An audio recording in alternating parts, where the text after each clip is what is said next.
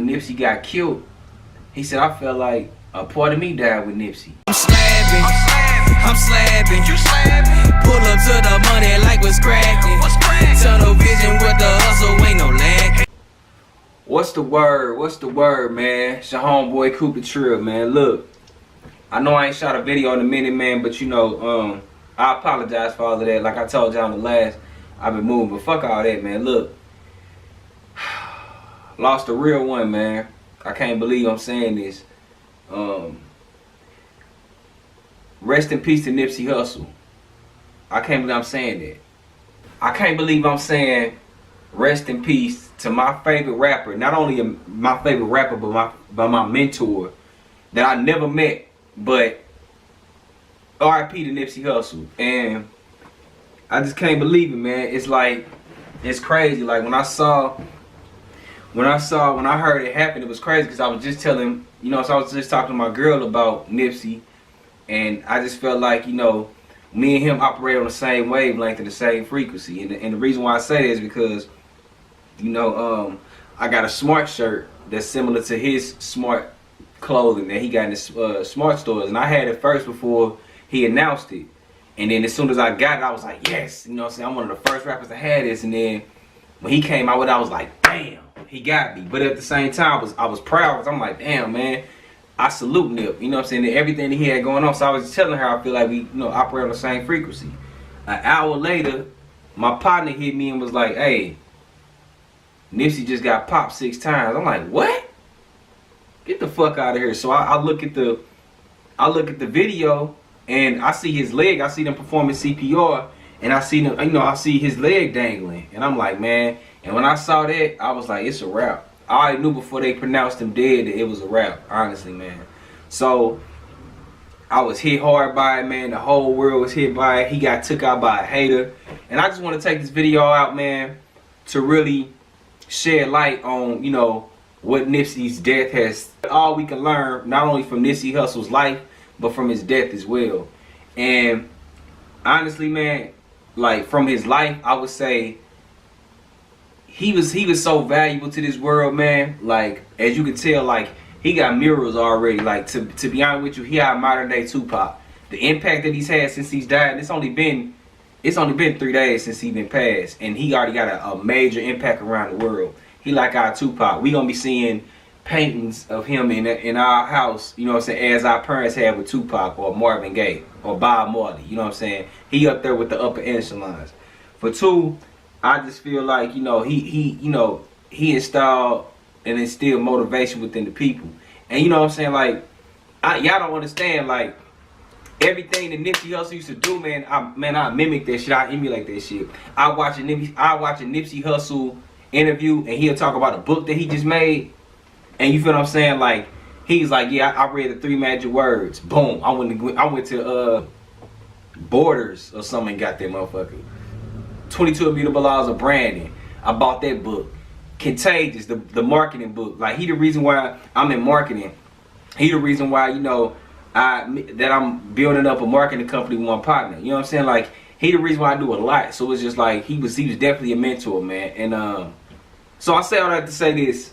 This is what we can learn definitely from his death and learn from his life and death. Okay, so basically, man, and forgive me for rambling. It's just like, I ain't taking no notes. I ain't do shit. I'm just freestyling this because, you know what I'm saying, I'm still kind of thrown off guard about it. But the thing is, man, Nipsey did everything right and still somebody took him out.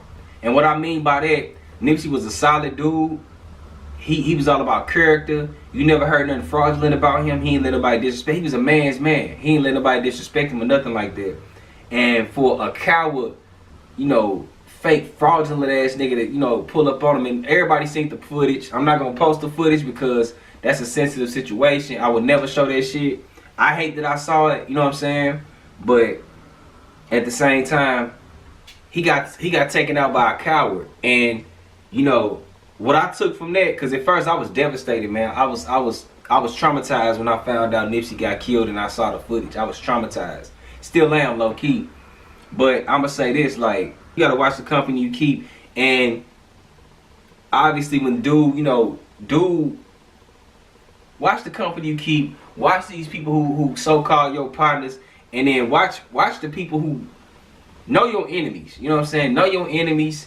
And for two, like, Nipsey showed us, like, no matter how hard and how much you can give back to the hood, they still don't care for you. You gotta, my thing is, I thought that you had to shake the hood, you know what I'm saying, in order to, you know, like, hey, shake the hood. But then Nipsey showed me different, like, hey, you know, bring it back to the hood and, you know, build your hood up, which I love. But at the same time, he was too accessible. And while that was a great thing to do, but it was really his demise because he was too accessible. And like I saw something, I think Bosco 100 said, you know, when you are somebody, you can't be chilling around nobodies. You feel me? And I know Nipsey didn't feel that way. I know he felt like, you know, this is my hood, this is where I come from, this is my home. I ain't gotta worry about nothing. You know what I'm saying? But at the same time, he got killed right in front of his establishment. So we gotta learn from that, man. If you gonna like build up your community, but understand and understand that you gotta build it up and uplift the community from a distance, because Boosie was right, man. People get hypnotized with hatred, and they will literally kill you. You know what I'm saying? People don't have genuine happiness for you, and won't be genuinely happy for your success. Like, people will actually kill you, as you can tell. You know, I just want to send prayers out to Lauren London, and I want to send prayers out to all his family. But like Lauren London, the fact that she had to lose her soon-to-be husband, you know, her right-hand man, you know what I mean, like her rock. I feel bad for her too. Like, and it's crazy because I don't even know them like that, but I feel so bad, like they were some close relatives or something, you know. Like the fact that she lost her man, they just had a son not too long ago. You know, he got a daughter with another woman. You know, but I could just imagine what she got to go through. His other, his daughter's mother. You got, you know, let's just pray for the kids. Pray for Lauren London. Pray for his daughter's mother. Pray for everybody around him that's affected, man. Like, pray for everybody around him, like his mother, his father, everybody he in business with, his hood. Everybody who's affected, man. Everybody who's affected by his death, man. And it's crazy because, like, I was talking to my partner, Starchild, and he was like, man, I felt like when Nipsey got killed, he said, I felt like a part of me died with Nipsey. Nipsey is a solid individual. We identify with that. Everything, the morals and principles that he stood for, we stand for the same thing. You feel me? So by some coward to take him out, you know, it triggered another part of PTSD, post-traumatic stress disorder, that I thought that I had kind of left behind me, or a lot of my people thought that they left behind. But it triggered a lot of PTSD, man. You know what I mean? And it got a lot of me and my people's like really like paranoid, really trying to watch our circles and watch who we, you know, be in company with, because you just never know how people feel, bro. You just never know. You feel me? That's why I always say, if I catch a drip of hate, I shake. Or if I catch a drip of hate from a snake, he gotta shake, or she gotta shake, whatever the case may be. So like I said, man, I know I'm rambling, I know I'm kind of all over the place, but I'm just giving y'all the real, this is a real vent, honestly. This is a real vent. For somebody to take that out, man, take him out, like, that was some real sucker shit. You feel me? And it lets you know how he really felt about him the whole time.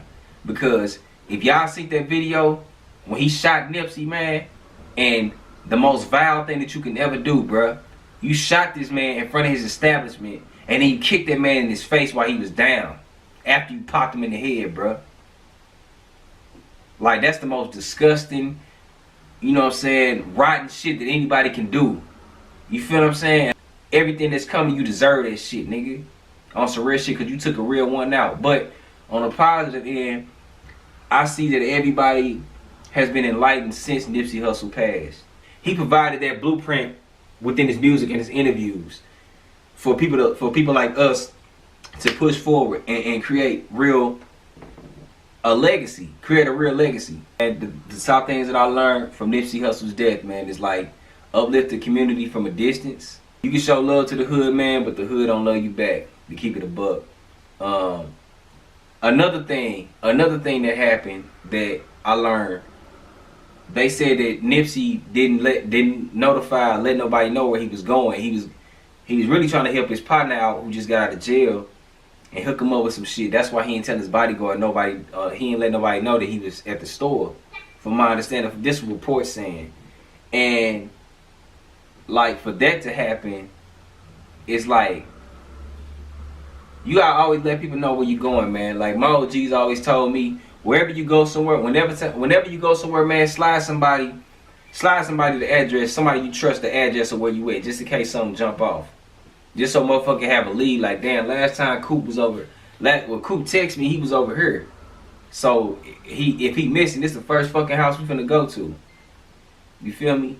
Or don't take your peoples for granted, man. Cause I know Lauren London and his brother Black Sam and his mother, like all of his family, nobody knew, nobody expected, just like you and us, man, like me and y'all. Nobody expected this man to get killed like that. Nobody expected him to get murdered.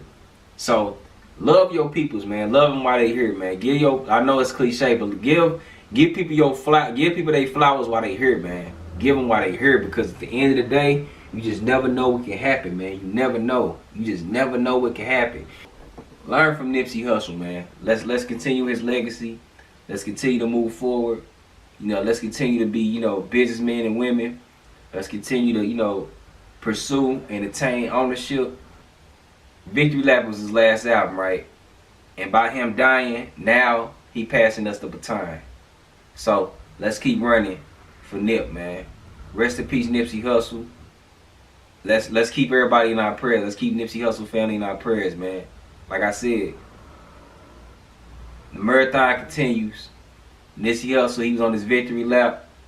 When he passed the baton. Trille Talk.